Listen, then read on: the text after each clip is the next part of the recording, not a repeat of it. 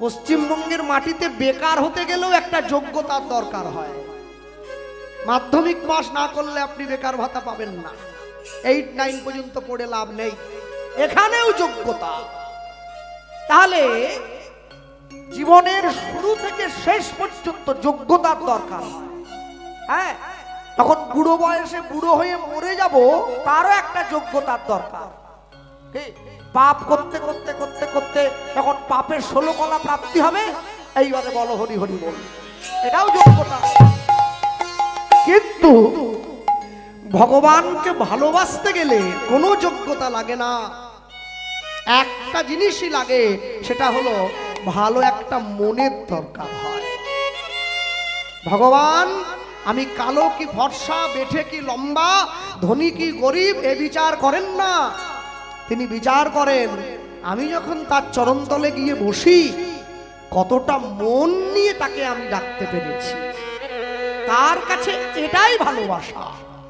তাকে কি দেব? গতকালকে আমার কীর্তন ছিল এই পূর্ব গড়খালিতে, আপনাদের 24 পরগনা এখানে। আমি একজন মা আমাকে বলছে, এই গ্রামের যত মানুষে মালসা দিয়েছে কৃষ্ণবাবু, সব থেকে দামি মালসাটা আমি দিয়েছি, সব থেকে দামি। কিন্তু আমার সংসারে এত অশান্তি কেন? আমি বললাম, মা তুমি মালসাটাও বেশি দিয়েছো, অশান্তিটাও বেশি করে নিয়েছো। বলে যারা ছোট মালসা দেয়, কই ওদের তো কিছু হয় না, তাহলে আমার কেন হয়? আমি বললাম, এই যে মুখে বললে দামি মালসা, এইটা বলার সঙ্গে সঙ্গে মালসাটা পচে গেল। বলে না না, পচবে কি করে, এক্ষুনি কিনে এনে দিলাম তো।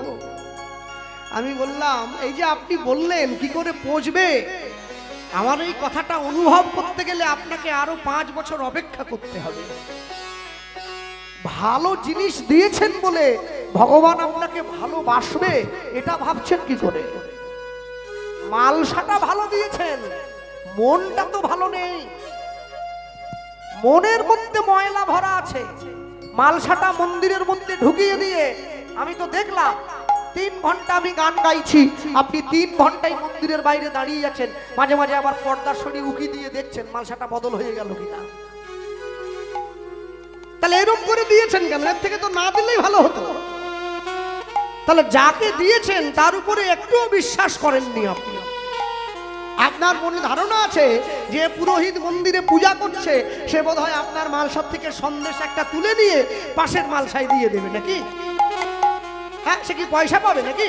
মনে রাখবে, সব সময়ের জন্য ভালো মালসা, ভালো ভোগ আমরা কতটুকু দিতে পারবো? পুরীতে প্রত্যেকদিন 56 ব্যঞ্জন দিয়ে ভগবানের সেবা হচ্ছে, সেরকম তো পারবো না। তাহলে পারবো না যখন, যেটা দেওয়ার মতো আছে সেইটুকুটাই দিলে তো হয়ে যায়, সেইটুকুটা দিলেই তো হয়। যদি গৌরাঙ্গ নহিত কি মানে হইতো, কেমনে ধরিতাম দে। দে মানে হলো দেহ। চৈতন্য মহাপ্রভু না থাকলে কলিকালের মানুষ নিজের দেহটাই ধরে রাখতে পারত না, অন্য কিছু অনেক দূরের কথা। এরপরে বললেন, শ্রী রাধার মহিমা প্রেম রসসীমা জগতে জানা তোকে। এই যে বৃন্দাবনে যাই আমরা সকলে, যদি মহাপ্রভু না আসতেন আমরা কলিকালের মানুষ জানতেই পারতাম না বৃন্দাবন খায় না বৃন্দাবন মাথায় দেয়। মহাপ্রভু আমাদের চিনিয়েছেন বৃন্দাবন, তবে আমরা বৃন্দাবনে যাই। যেমন আমরা কর্ম করে এসেছি, তেমনি ভাবে কর্ম অনুযায়ী আমাদের সকলকে সেই কর্মের বোঝা বয়ে বেড়াতে হচ্ছে। আম গাছে আর চন্দন গাছে দেখবেন কিছু প্রভেদ আছে। একই মাটিতে জন্ম বটে, মূল্য কিন্তু দুরকম। যে দামে আম গাছটা বিক্রি হয় সেই দামে কি চন্দন গাছ পাওয়া যায় নাকি? তার থেকে 1000 গুণ বেশি দাম দিয়ে কিনতে হয়। কিন্তু চন্দন গাছটা যে মাটিতে হয়, আম গাছটাও সেই মাটিতেই হয়। কিন্তু দুটো গাছের কর্ম দুরকম। ঠিক তেমনি একই রকমের সমস্ত মানুষ, আমারও দুটো হাত দুটো পা, আর যাকে সিংহাসনে ছবি বাঁধিয়ে মানুষে পুজো করে তারও দুটো হাত দুটো পা। কই আমায় তো করে না, তাকে করে কেন? এটাকেই কর্ম বলা হয়। আপনি যেমন কর্ম করবেন ফল আপনাকে সেই রকম নিতে হবে। আপনি যদি ভালো কর্ম করেন, লোক বলে দেখবেন পাপ করলে রাশি রাশি, ভোগ করে কি মাসি পিসি। এটা যেমন ঠিক, এর সঙ্গে আরেকটা কথাও মনে রাখতে হয়, পাপ করলে সেই পাপের ফল যেমন কেউ নেয় না, পুণ্য করলেও সেই পুণ্যের ফল কেউ নেয় না, ওটা আমাদেরকেই নিতে হয়। খারাপটা যখন আমি নিই, ভালোটাও আমার। কিন্তু অনেক অনেক সময় চকচক করলেই সোনা হয় না, ইমিটেশনটা সোনার থেকে অনেক বেশি চকচক করে। কিন্তু ইমিটেশনের যে চকচকে ভাব, ওটা দীর্ঘস্থায়ী নয়, ওটা ক্ষণস্থায়ী। আর সোনার যে চকচকে ভাব, ওটা ভেতর থেকে এসেছে, ওটা দীর্ঘস্থায়ী, ওটা যাবে না। কেন বললাম জানেন? পয়সা দিয়ে অনেক বড় একটা বাড়ি তৈরি করা যায়, কিন্তু পয়সা দিয়ে কোনোদিনও শান্তি কিনতে পাওয়া যায় না। পয়সা দিয়ে অনেক দামি একটা ঘড়ি কিনে হাতে পরা যায়, সময় কোনোদিন কিনতে পাওয়া যায় না। পয়সা দিয়ে অনেক দামি দামি বই কিনে ঘরের আলমারিগুলো ভরে নেওয়া যায়, বিদ্যা কোনোদিন কিনতে পাওয়া যায় না। পয়সা দিয়ে সোনার গহনা কিনে গায়ে পরা যায়, দেহের সৌন্দর্য কোনোদিন কিনতে পাওয়া যায় না। পয়সা দিয়ে মালা তিলক কিনে পরে ভক্ত সাজা যায়, ভক্ত হওয়া যায় না। আর সবার শেষে বললেন, পয়সা দিয়ে ভালো ভালো জামা কাপড় পরে ভালো মানুষ সাজার অভিনয় করা যায়, মনুষ্যত্ব কিনতে পাওয়া যায় না, ওটা অর্জন করে নিতে হয়। হরি বল, হরি বল, হরি বল। একটা বাঘের পেট থেকে যে বাচ্চাটার জন্ম হয়েছে, ওটা জন্মানোর পরে বাঘ হয়েই জন্ম নেয়। বেড়ালের পেট থেকে যে বাচ্চাটার জন্ম হয়, ওটা জন্মানোর পরে বেড়াল হয়েই জন্ম নেয়। কিন্তু মাতৃগর্ভ থেকে মানুষ্য পদবাচ্যরূপী আমাদের জন্ম হয়েছে, মানুষ হয়ে জন্ম হলেও মনুষ্যত্ব অর্জন করে তারপরে মানুষ হতে হয়। যখন স্কুলে কলেজে গিয়ে আমরা মাস্টারমশাই প্রফেসরদেরকে প্রণাম করতাম, যখন বাবা মায়ের পায়ে হাত দিয়ে, দাদু ঠাম্মার পায়ে হাত দিয়ে প্রণাম করি, সকলে আশীর্বাদ করে, বাবা মানুষ হও। কেন মানুষ হও বলছেন কেন? আমার কি এত বড় হাতির মতো কুলোর মতো কান নাকি? ওটা গায়ে বানানোর মতো লোম বেরিয়েছে, তাহলে মানুষ হতে বলছেন? বলছে মানুষ হতে বলছি কেন জানো? তোমার মনুষ্যত্বের বিকাশ হোক, এই জন্যে মানুষ হতে বলছি। পৃথিবীতে প্রতিটা কাজের জন্য একটা করে যোগ্যতার দরকার হয়। আজকে আপনাদের এই স্থানে হরিনাম সংকীর্তন হচ্ছে, ভালোবেসে সবাই ডাক দিয়ে এনেছে।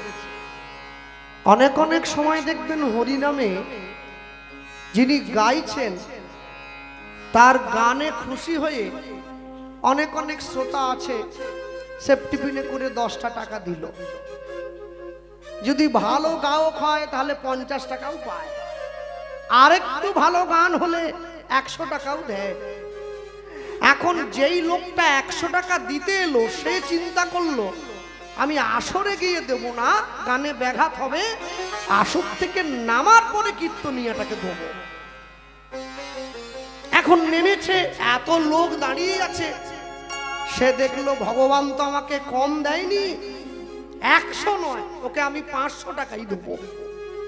এখন সেফটি পিনে একটা গেথে 500 টাকা কীর্তনিয়ার জামার এখানে গেথে দিয়ে বলে, বাবু গান কিন্তু আমার ভালো লেগেছে। এখন যে গায়ক গাইছিল সে বলে গান যদি এতই ভালো লেগেছে তাহলে 500 টাকা কেন দিচ্ছেন, 5 লাখ টাকা দিন না। যেই বলছে 5 লাখ টাকা, ও 500 টাকা তো নিয়েছে, উপরান্ত 2 থাপ্পড় দিয়ে হাউলির হাটে বেঁধে রাখছে।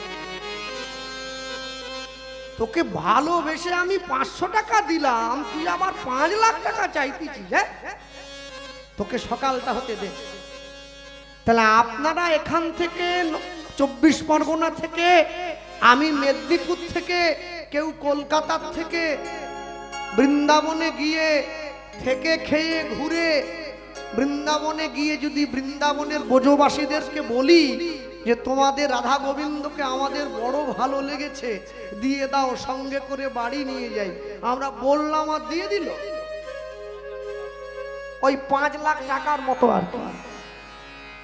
এত সোজা না। তারা বলে আপনি এসেছেন বৃন্দাবনে, থাকবেন, বৃন্দাবনে ঘুরবেন, পকেটের পয়সা খরচা করে খাবেন, টাকা শেষ হয়ে যাবে, বাড়ি চলে যাবে। আপনি ভগবানকে চাইছেন, এটা ভাবলেন কি করে? আপনাকে দেবো, মহাপ্রভু এনে দিয়েছেন, আমাদের কৃপা করে দিয়েছেন। হ্যাঁ, পৃথিবীতে যত আছে নগরাদি গ্রাম, সর্বত্র প্রচার হইবে মধুমাখা কৃষ্ণ নাম। হরি নামের কোনো বিচার হয় না। আপনি ধোয়া কাপড়ে করবেন, বাসি কাপড়ে করবেন, স্নান করে করবেন, স্নান না করে করবেন, যেমন করে খুশি করবেন। কেন জানে? যদি কেউ মক্কা মদিনায় যেতে চায় তাকে মুসলমান হতে হয়। মুসলমান না হলে আপনি মক্কায় যেতে পারবেন না। যিশু খ্রিস্টের জন্মস্থান যেখানে, রোমের জেরুজালেম শহর, যদি আপনি সেইখানে যেতে চান তাহলে আপনাকে খ্রিস্টান হতে হবে, নাহলে আপনি গির্জায় ঢুকতে পারবেন না। আচ্ছা, আজকে হাউলির হাটে কীর্তন হচ্ছে, এখানে যদি কোনো মুসলমান কিংবা কোনো খ্রিস্টান এসে বলে আমি একটু তোমাদের ভগবানকে পুজো দেবো, আমার পুজোটা একটু, তাহলে কি হাউলির হাটের কমিটি না বলে দেবে? বলবে আসুন দিন, আমরা দিয়ে দিচ্ছি পুজোটা। এটাই সনাতন ধর্মের গুরুত্ব। আমরা সবাইকে সমান চোখে দেখেছি। আমরা হিন্দুকেও যা ভাবি, মুসলমানকেও তা ভাবি। ওরা একই বৃন্তে দুটি কুসুম, হিন্দু মুসলমান। আছে না কবিতা? এই কবিতা কাজী নজরুল ইসলাম মুসলমানের দিকে তাকিয়ে লেখেননি, হিন্দুদের দিকে তাকিয়ে লিখেছেন। কেন জানে? আমি জোর গলায় বলে গেলাম, হিন্দুরা কোনোদিন অপর জাতিকে হিংসা করতে শেখে নাই। তা যদি হতো তাহলে ভারতবর্ষ শুধু নয়, পশ্চিমবঙ্গের মাটিতে যারা বিধর্মী, মানে যারা সনাতনী নয়, তারা থাকতে পারতো না। সবাই মিলেমিশে আছে। কেন? দিবে আর নিবে, মেলাবে মিলিবে, যাবে না ফিরে, এই ভারতের মহামানবের সাগর। হরিবল হরিবল। বৈষ্ণব মহাজন লিখেছেন কত সুন্দর, গাও পুন পুন শ্রী গৌরাঙ্গের গুণ উলুধ্বনি। তোমরা গৌরাঙ্গের গুণ গাও, গুণ গাও, গুণ গাও।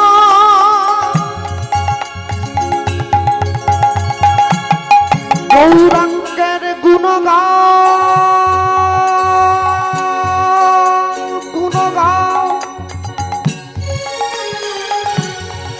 গৌরাঙ্গের গুণ গাও ভাই, গৌরাঙ্গের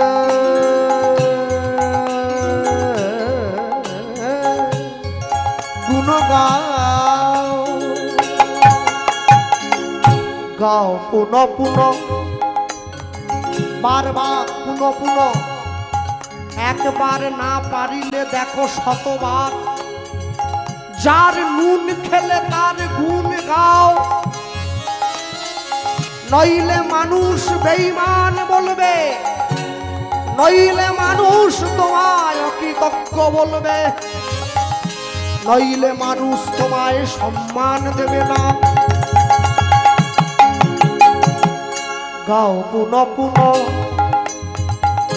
শ্রী গৌরাঙ্গের গুণ গাও পুন পুন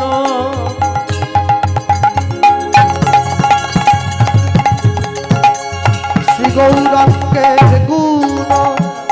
এবার আমি সকাল থেকে সন্ধে পর্যন্ত 2 নম্বরই করব, সন্ধেবেলা বসে গৌরাঙ্গের নাম বলে নেব, হবে তো? আইনে ফাঁক আছে তো? সরল করিয়া এই মনে হিংসা নিয়ে নয়, এই মনে প্যাচ নিয়ে নয়, সরল করিয়া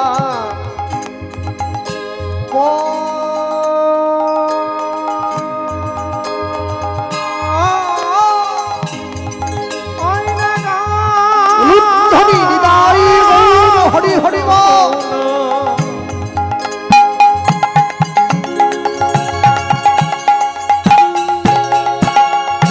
শ্রী গৌরাঙ্গে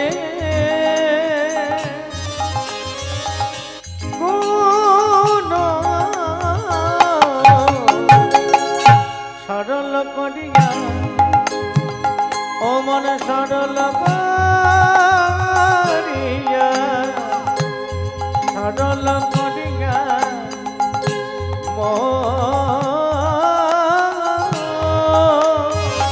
ওগো এতিন ভুবনে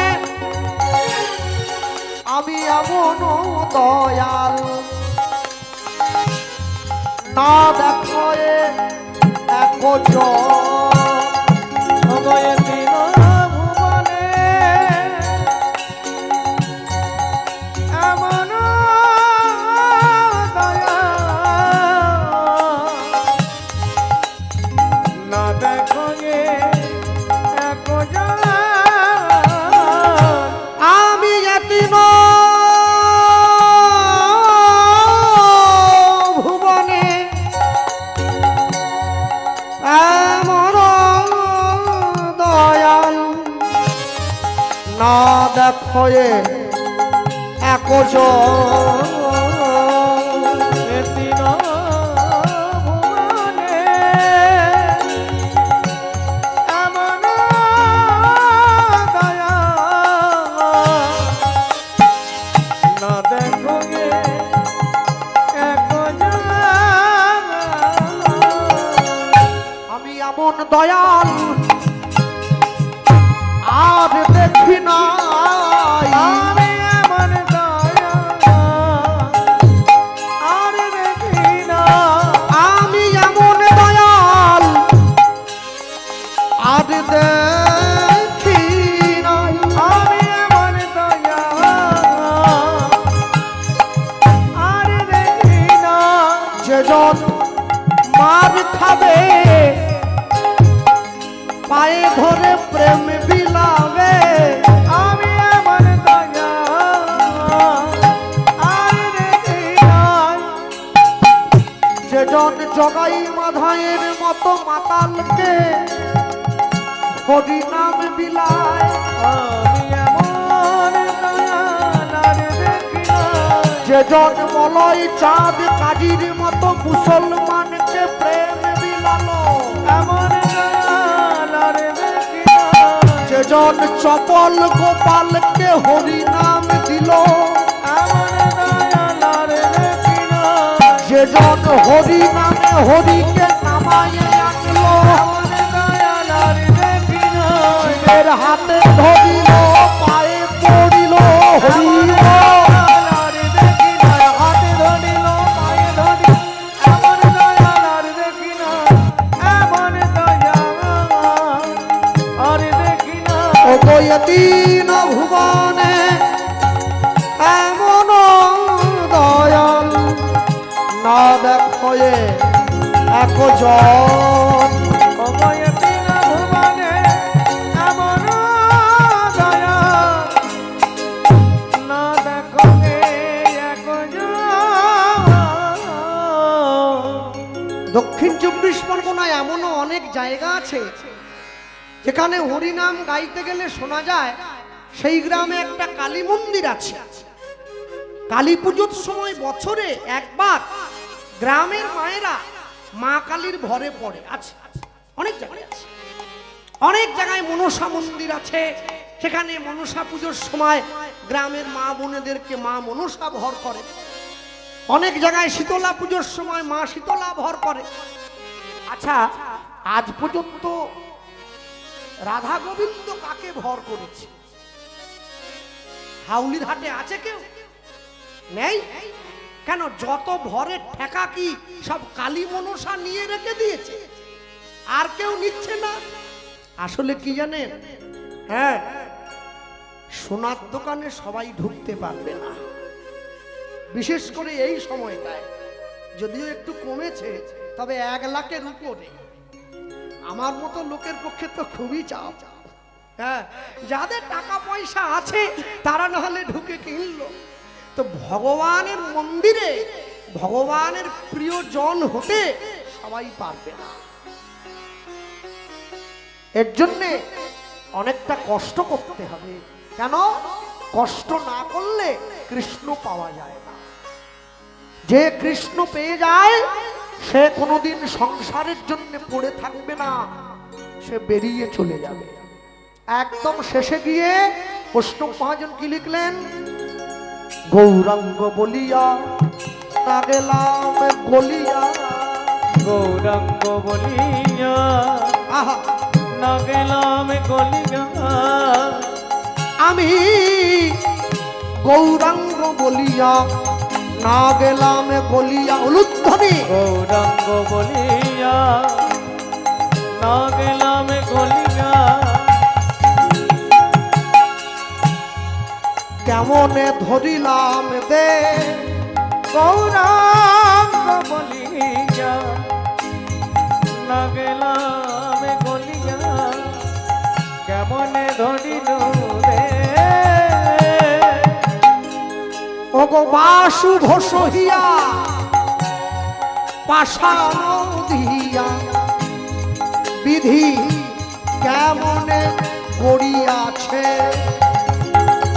বাসু ঘোষে গিয়া পাষাণে বাঁধিয়া, বলো বিধি কেমনে গড়িয়াছে। ওগো বাসু ঘোষহিয়া পাষাণ দিয়া, বিধি কেমনে গড়িয়াছে। ওগো বাসু ঘোষে গিয়া পাষাণে বাঁধিয়া, বলো বিধি কেমনে গড়িয়াছে। আমি এক মুখে বলতে নারী, আমি এক মুখে বলতে নারী, আমার গৌর গোবিন্দের লীলা মাধুরী। আমি এক মুখে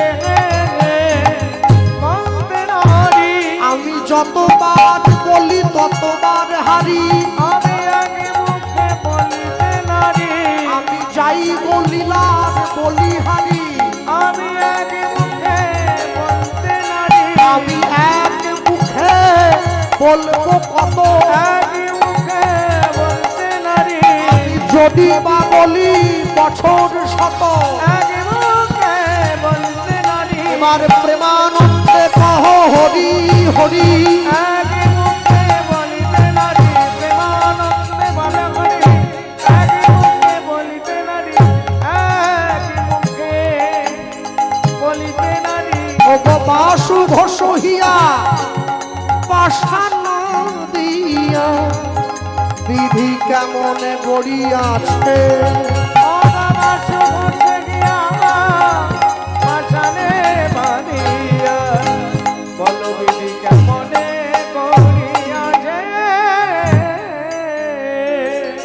গৌরাঙ্গ বলিয়া না গেলাম বলিয়া, কেমনে ধরিনু দে। কেমনে ধরিনু রে। বাসু ঘোষহিয়া পাষাণ দিয়া, পাষাণ দিয়া, বিধি কেমনে গড়িয়াছে। বলো বিধি কেমনে কেমনে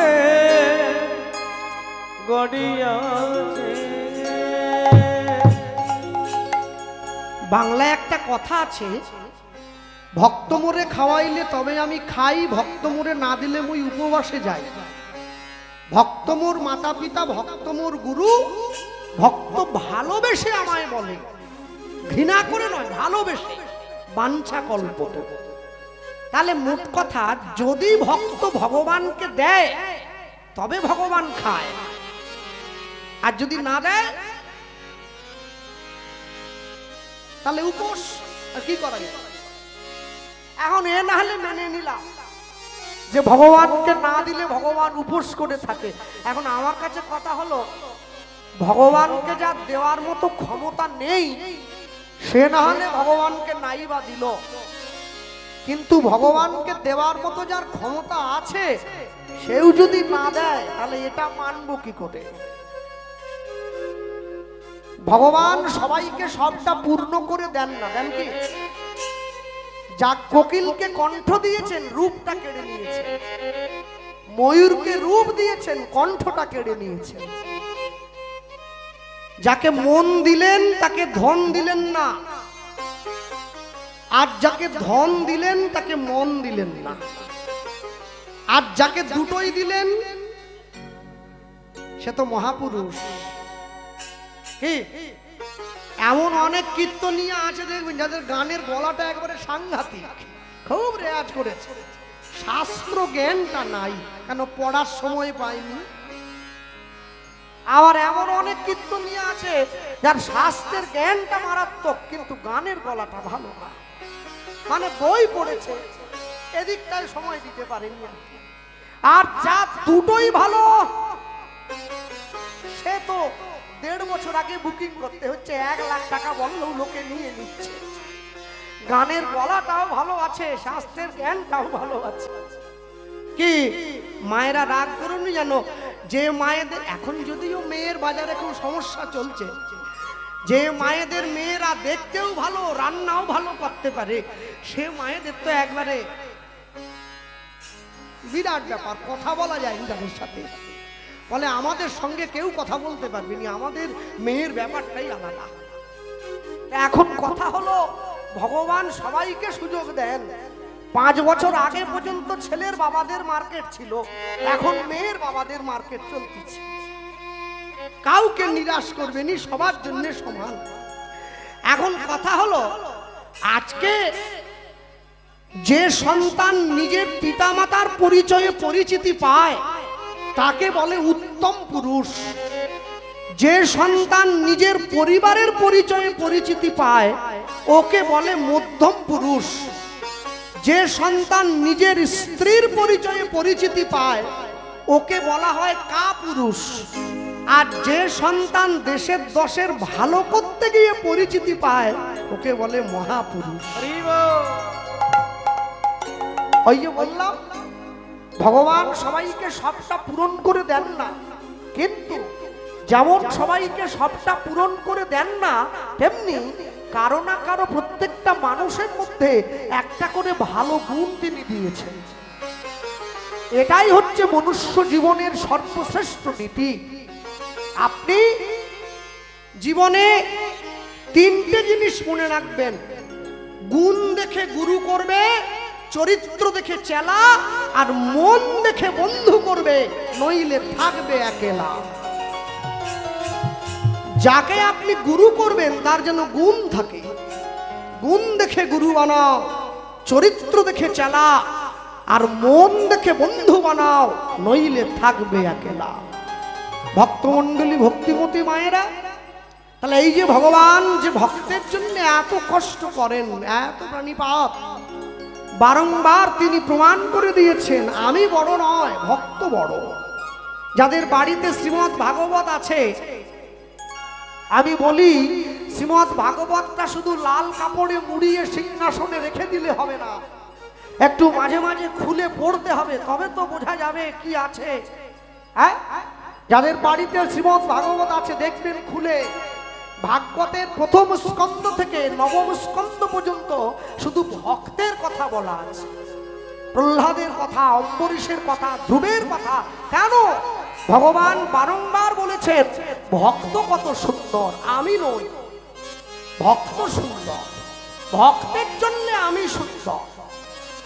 চলো হরিসভায় বসে এই স্থানে দাঁড়িয়ে আমরা শুনছি ভগবানকে অর্জন করতে গেলে কতখানি কষ্ট করতে হয়।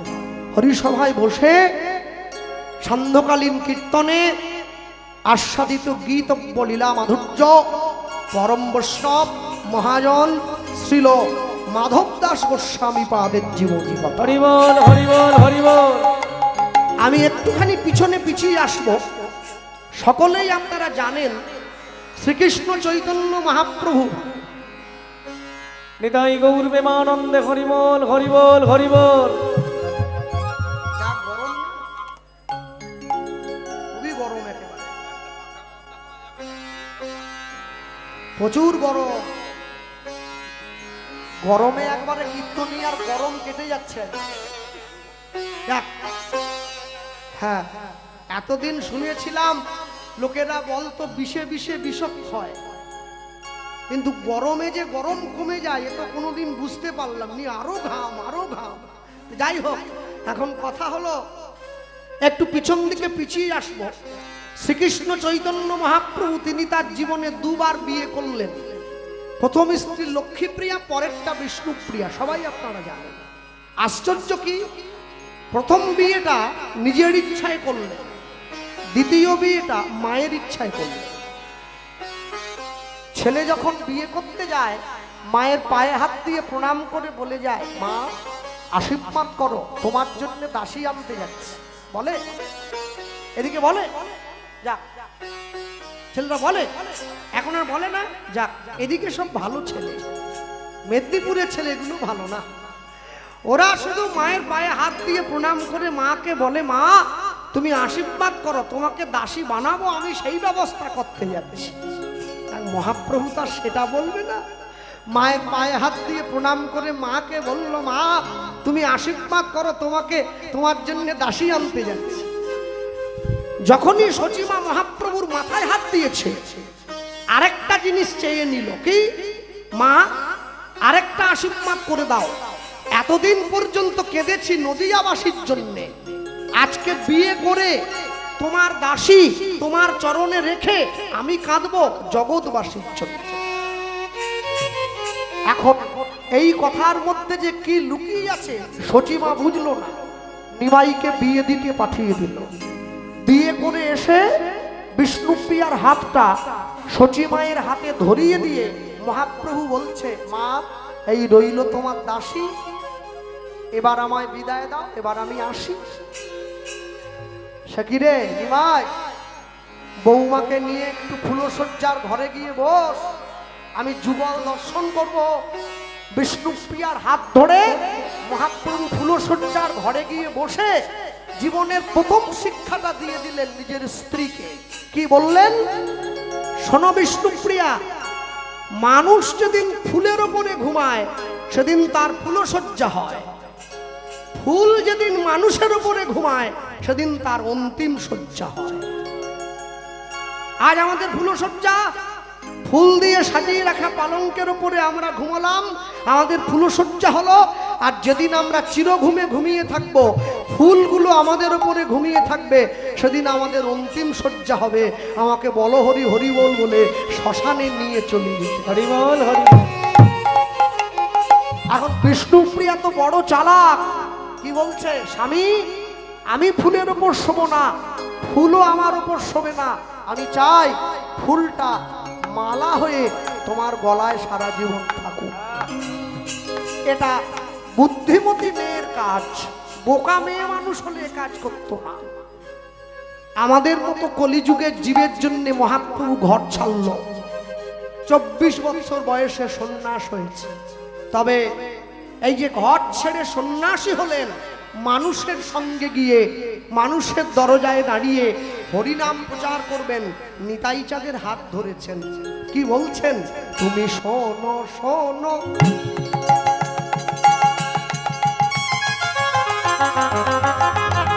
উলুধ্বনি হরি হরি বল।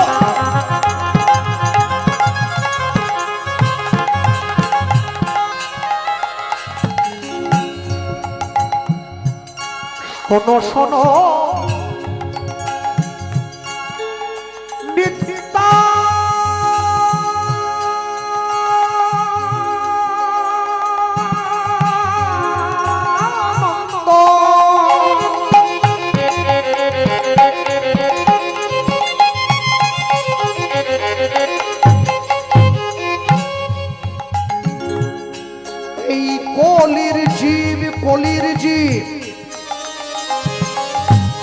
কলির জীব সব জন্ম অন্ধ। শোনো শোনো শোনো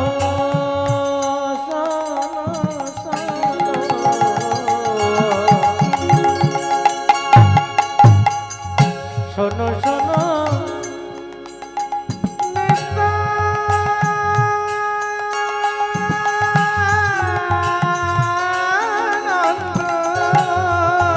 দাদাই আমার,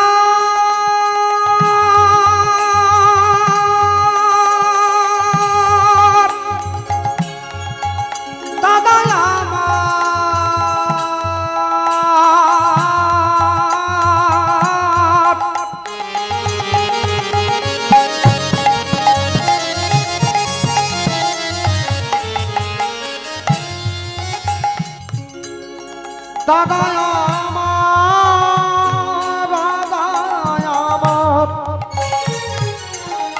দাদাই দাদাই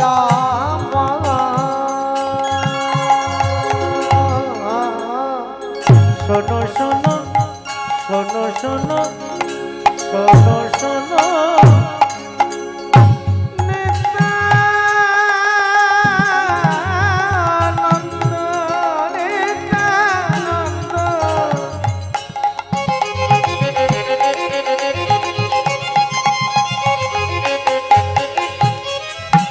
এই কলির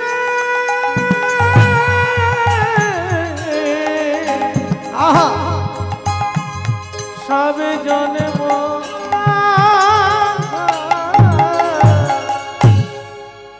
দাদা বলিলেও কেউ না লয় হরিনাম, দাদা বলিলেও কেউ না লয় হরিনাম। দাদা বলিল নালয় কৃষ্ণ না